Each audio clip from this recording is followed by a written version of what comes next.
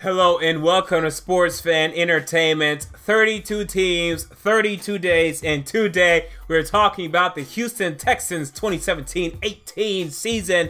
And this is a very interesting team heading into the 2017-18 season. Remember to head over to sportsfanentertainment.com for the article previewing the Texans. The link will be down in the description box below. We're going to look at the Texans' strengths, weaknesses, give you a fantasy outlook for this team, give you some bold predictions for this team, and end this video with a win-loss prediction for the Houston Texans. We're talking Texans today. We're talking strengths. Let's start with their defensive line. Let's start with the returning beast that is J.J. Watt. He's coming back to this defensive line. I'm expecting a healthy J.J. Watt. I'm expecting an impactful J.J. Watt. It was only a back injury, man. That's not enough to slow down J.J. Watt. It wasn't enough to stop Batman in The Dark Knight Rises. It won't be enough to stop J.J. Watt this upcoming season. He's going to come back. He's going to be a beast. No problems there. DJ Reader stepping up at the nose tackle position. He looked pretty good in limited play last year behind Vince Wilfork. Now he will be the main guy in the middle, the main meat in the fridge, and I like having him on this defensive line. Christian Covington played decent last year opposite of Jadeveon Clowney, and I'm not going to include Clowney in the defensive line talks because although he did play there last year, the first depth chart for the Texans had Clowney at outside linebacker, so we'll talk about him as an outside linebacker. With that said, let's move on to the next strength for the Texans, and we'll talk about the outside linebackers. Jadeveon Clowney, whom last year played really well, but he played on the defensive line. So we'll see as he steps up again, as he stands up, we'll see if he can really make an impact there. You know, his first season standing up, I mean, he was all right. He wasn't bad. People were saying he was a bust. No, he wasn't a bust. He just really wasn't great, right? Last season, he was damn near great. Can he make a huge impact standing up? That's the question for Clowney, but I don't know. I still like his future prospects, right? We always knew that Clowney was going to be a bit of a project, especially standing up. So, I mean, he still has a lot of untapped potential within him. I'm not sleeping on Clowney at all. But opposite of him, Whitney Merciless. Okay, and I love him. Didn't have a huge sack total last year, only 7.5 sacks, but was still great against the run and still got a decent amount of pressure. So, Whitney Merciless is fine to me. Now, the outside linebacker depth, I don't love right now. You lost John Simon in free agency, so hopefully these two can stay healthy. Inside linebackers, though, I like them, and they are deep to me because you currently have Benardrick McKinney and Brian Cushing as your starters. Okay, you have to love that. Cushing, the veteran. McKinney, the ascending young player, although at this point he's pretty much a veteran.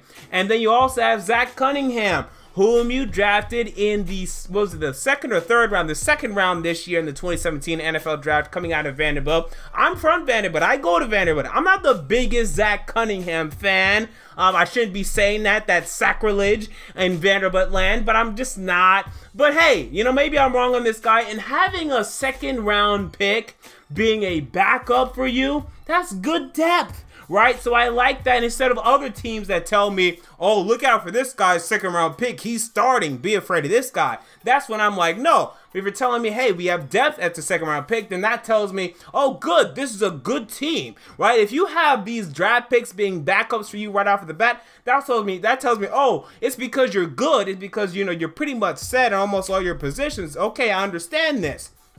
So you have to like that. We look at the next strength. There's yet another strength. Okay, the cornerbacks to me are a strength. Now, yes, they lost A.J. Boye in free agency to the divisional rival Jacksonville Jaguars. A lot of losses to divisional rivals, man. The Texans lately, not a good thing to me. They lost Ben Jones last year to the Titans, and he played well. But regardless, you still have Jonathan Joseph at one cornerback position. You still have Kareem Jackson, who at times can be inconsistent.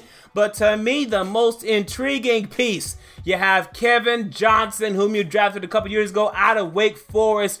And in limited play last year, he looked pretty good. And I expect big things this year from Kevin Johnson indeed. I still like the cornerbacks in Houston. This is why they drafted Kevin Johnson. And A.J. Boye was a surprise. So if they let him go, it sucks. But they still have three good guys here, so you start to like the cornerbacks. And Texans, I want to say they either had the best or the second best pass defense last year.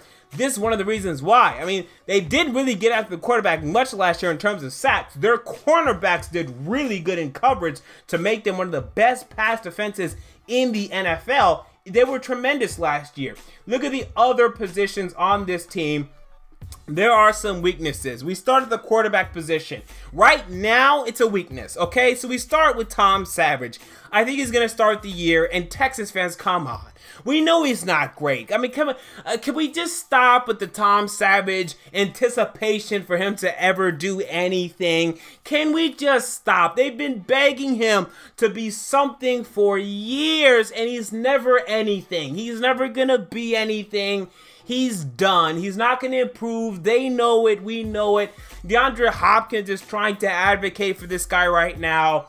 Come on. He's not great. So the future of the position, at least for the next couple years, is Deshaun Watson, okay? Look, I'm on the record, and I was on the record before the draft. This is not Titans bias. I'm sick of people saying, oh, the only reason you hate Deshaun Watson is because he went to the Texans. No. If Deshaun Watson was on the Titans, I'd hate him. If Deshaun Watson was on the Patriots, I'd hate him. If Deshaun Watson was on the Colts, I'd hate him. If he was on the Lions, I'd hate him. If he was on the Broncos, I'd hate him. I hate him, okay?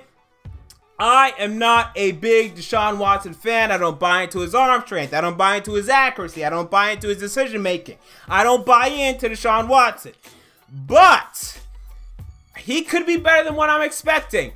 And moreover, I think initially he's going to be fine.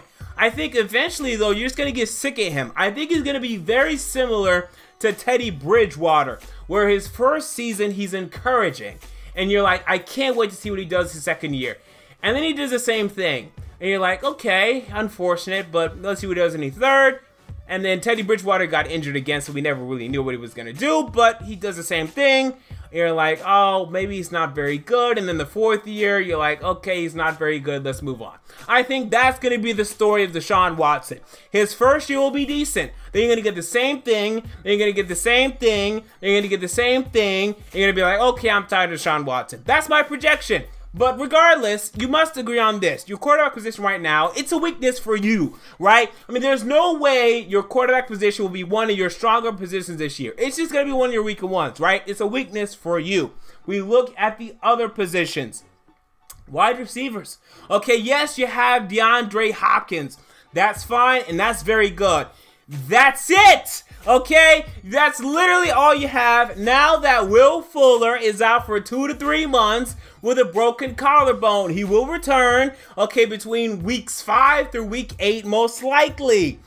But outside of him, you have a bunch of guys, of which not one got more than 200 receiving yards last season. Braxton Miller with 99 yards in 10 games. Now, yes, he was a third-round rookie out of Ohio State. Okay, and he got injured, but come on. Is he really going to show up and start doing great things? I just don't buy it. This is a converted quarterback to wide receiver. We always knew Braxton Miller was going to take time.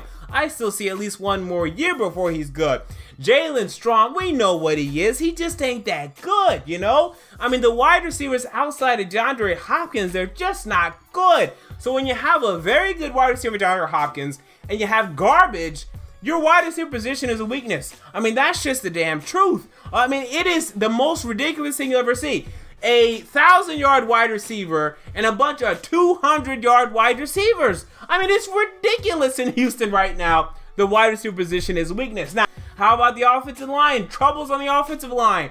Dwayne Brown, he's the best one. He's holding out. He should still be good, and I'm sure it's going to be rectified before the season starts, but there's going to be some chemistry issues probably. Look at the right tackle position. Derek Newton. He ain't going to play. He tore a couple patellar tendons, whatever the hell that is, right? I don't know what that is, but he tore them. Okay, now you have Brino Giacomini. He's going to come in starting at right tackle. He's battling with Chris Clark. Giacomini stinks. The Jets got rid of him for a reason. The Jets are begging for any sort of talent, and Giacomini can provide. Chris Clark is, no, he's not very good either. These are not starting right tackles, okay? Well, at least they shouldn't be. One of them will be, unfortunately, but they're not starter level. Okay, these are replacement guys. And then left guard, right guard, Xavier Su'a-Filo, Jeff Allen. You know, Su'a-Filo, he's still young. He's still improving. He's not great right now. Jeff Allen had a down year, but I expect him to be better. And then center right now, Greg Manx. He played decent last year, but it looks like they want to go to Nick Martin, who was the rookie last year that got injured coming out of Notre Dame. And I liked him last year, so I think he'll be fine. But right now, the offensive line, I just don't love it either. Look at the positions that are neither strengths nor weaknesses to me. We start at the running back position, Lamar Miller. Now, Lamar Miller, I like. Last year wasn't great. He really wasn't efficient. Barely 4 yards a carry. Didn't really make an impact. You can blame the offensive line. You can blame the quarterback play. You can blame Bill O'Brien. Whatever. To me, I kind of blame Bill O'Brien. I don't think they used Miller correctly. They'd run him on 3rd and 5s and ridiculous occasions like this. I don't know what they were doing with Lamar Miller. I hope he can improve. But right now, he's just an average NFL running back with this team. Right? Not with the Dolphins of the past, but with this team, he's just average. Behind him, though, I mean, there's decent depth, right? D'Onta Foreman, whom you took in this year's draft in the 3rd round. Now, he's been a bit of a clown lately. Okay, he's been having some problems with getting in terms with the law and showing up overweight, so we'll see about that. How about the safeties? You know, it could have been a weakness for me, but Andre Howe, you know, to me, he's fine. He's not great. He's not horrible. And they have a bunch of guys, you know, behind him. Eddie Pleasant, whom they currently have on this roster. I mean, he's also just been okay. They also have Marcus Gilchrist, whom they signed for the New York Jets. Now, you know, this is a guy that has some injury problems throughout the offseason, but it looks like he's getting healthy now. We look at my fantasy projections for this football team. I have Deshaun Watson starting 11 games. I think he comes in after game number 5 when the Texans lose on a Sunday Night Football game against the Kansas City Chiefs in Houston. I think they put in Deshaun Watson, maybe even in the middle of that game. But I have him starting 11 games, 2,200 passing yards, 13 touchdowns, and 8 interceptions. Again, this ain't bad, right? And then extrapolate this to 16 starts. This would be about 3,400 passing yards. This would be about 19 or 20 touchdowns. And this would be about 13 interceptions. Not bad. The problem is, again, you'd be having that. I think you're going to get that every year from him. I think you're going to get that 20 touchdown, 12 interception, just okay. Okay, he's okay. Okay, he's okay. Okay, he's okay. You're going to get tired of it. That's my projection for Deshaun Watson in the future. You look at running back Lamar Miller. 230 carries, 950 yards, 7 touchdowns. So he does not break 1,000 rushing yards. I think Alfred Blue and D'Onta Foreman will stop him from getting over 1,000 rushing yards, and maybe even Tyler Irvin if they keep him on the roster. Look out for that. And then we look at wide receiver DeAndre Hopkins, 95 catches, 1,220 yards, and 6 touchdowns. Look, Deshaun Watson is pretty good at one thing. He can just throw the ball up to his receiver and hope that he gets it. Okay, he did that plenty of times at Clemson. DeAndre Hopkins can do well with that. Okay, so I think Hopkins will bounce back this season. That is my prediction. Now, bold predictions for this team.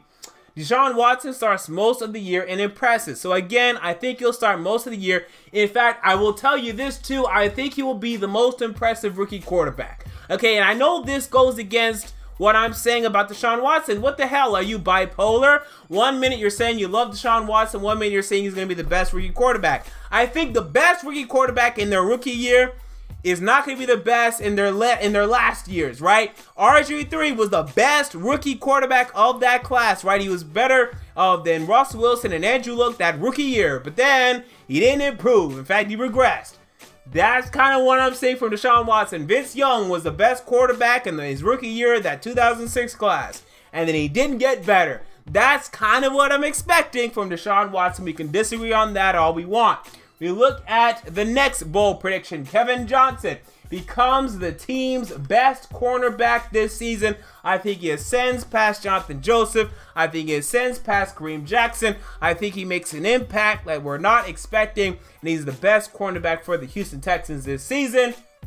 And J.J. Watt returns to Defensive Player of the Year for him. Now, I'm not sure if he's going to win it, but he will be in contention. He will be top 5 of contenders, and he may damn near win it, if not totally win it. We look at my win-loss prediction for the Houston Texans this year. Best case scenario is 12-4. To me, the Texans have possibly the best defense in the NFL, and now you're getting J.J. Watt back healthy.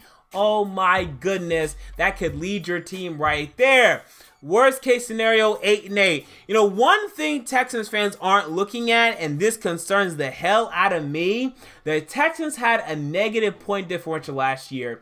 And it was really negative. It was negative 49. They allowed 49 more points last year than they scored. And if you look at the distribution of wins for teams in point differential, those that normally win more games than lose have positive point differentials, and those that lose more games than win have negative point differentials. So that point differential, it indicates to me that last year was a little fraudulent. And if you go back and look at the results of the games last year, you'd see, yeah, you beat the Colts in that one overtime game. You probably shouldn't have won that game. You won a bunch of close games other than that game that you really just snaked by, and maybe things go differently. You don't win that game. You could easily be a 7-9 team last year. 7-9, maybe a 6-10 team last year, right? The Texans last year were a little bit fraudulent. That's just the truth. Negative 49 point differential, and you were 5-1 against the AFC South. Okay, that indicates, hey, they were a little bit fraudulent last year in Houston.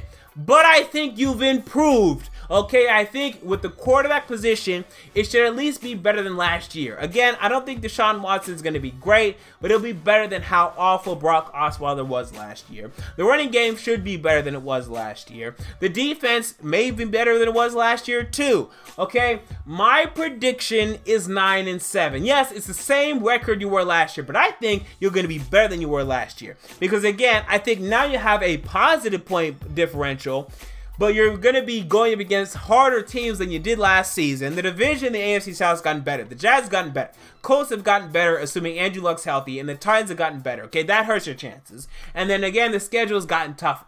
So to me, 9-7. Now the Texans going 9-7 once again, but this 9-7 team will be better than the Texans last year. Okay, and it won't make much sense to you if you don't follow what I'm saying. That's fine.